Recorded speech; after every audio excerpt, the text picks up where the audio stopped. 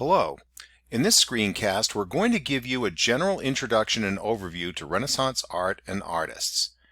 In this screencast, we're going to answer three basic questions. What or who created the demand for art, which was so important during the Renaissance? What new media and techniques were used to create this new art? And finally, what are some themes or ideas expressed by Renaissance art, actually art in general? This screencast, by the way, does accompany the Cornell notes format on pages 9 and 10 of your Renaissance packet. So without further ado, here we go. Thomas Hoving, longtime curator at the Metropolitan Museum of Art in New York City, says art is what happens when anyone takes any kind of material and fashions it into a deliberate statement. As you look at Renaissance art, or any art for that matter, remember that its creator had a specific idea or theme in mind. There was intent behind their work. It's not totally random. With that understanding, it's going to help you grasp and understand art that much better. So let's start with our first question. Where does demand for art come from? In this case, we're going to examine three sources. The first is the Catholic Church. This is the Duomo, one of the most famous churches in the world. The dome itself, designed by Filippo Brunelleschi, is one of the most famous Renaissance achievements in the world, and it's in the city of Florence, where so much great art was created. The Catholic Church was one of the most influential bodies in all of Europe during the Renaissance, and art was a way for the church to, first of all, show its influence and authority in grandiose churches like this, but for the church, art also had a more practical purpose. Despite the education increasing during the Renaissance, the attendees at church still largely couldn't read.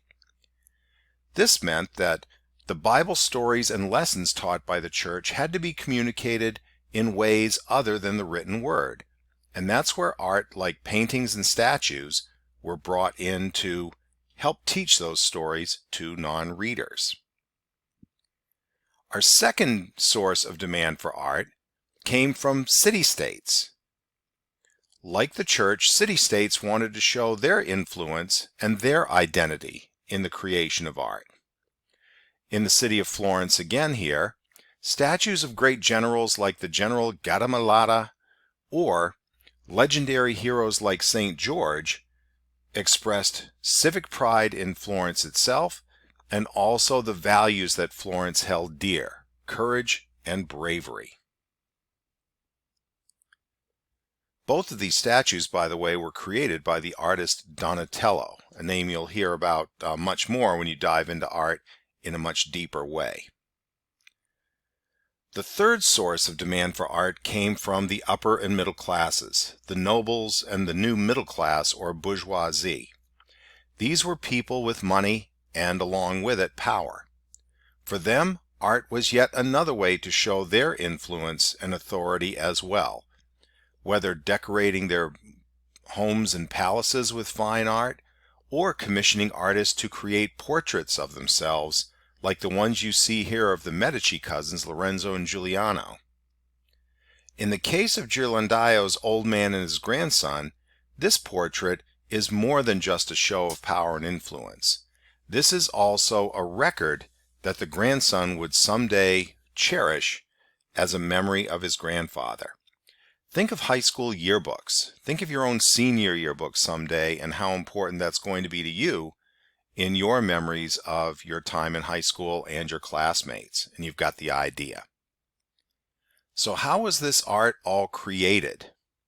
Well, we're going to talk about painting first.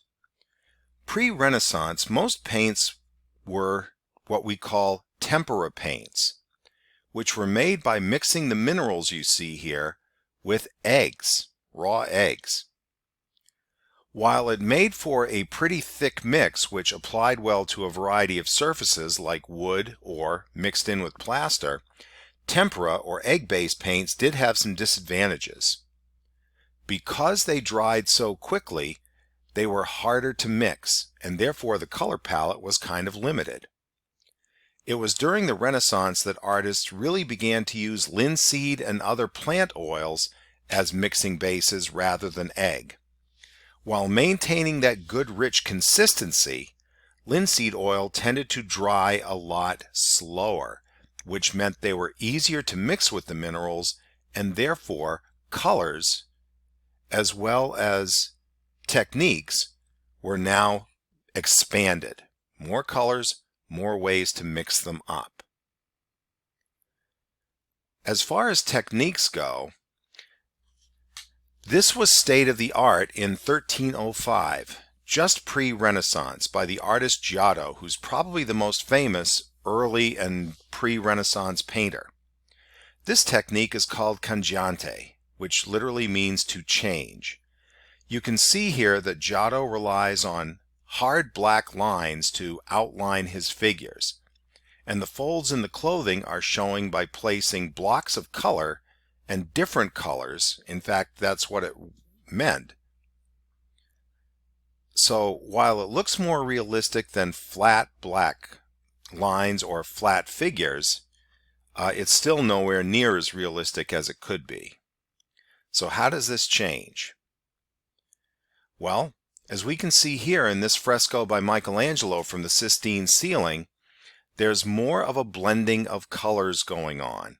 The artists are using not so much brushes or hard lines, but they're using smoothed out techniques in their painting.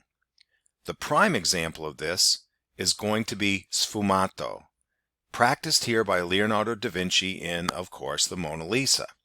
Sfumato literally comes from the word fumo, meaning smoke, and in this close-up you can see how da Vinci literally might have taken his hands or fingers and deliberately blurred the paint, so you don't have hard lines, hard borders in the figure.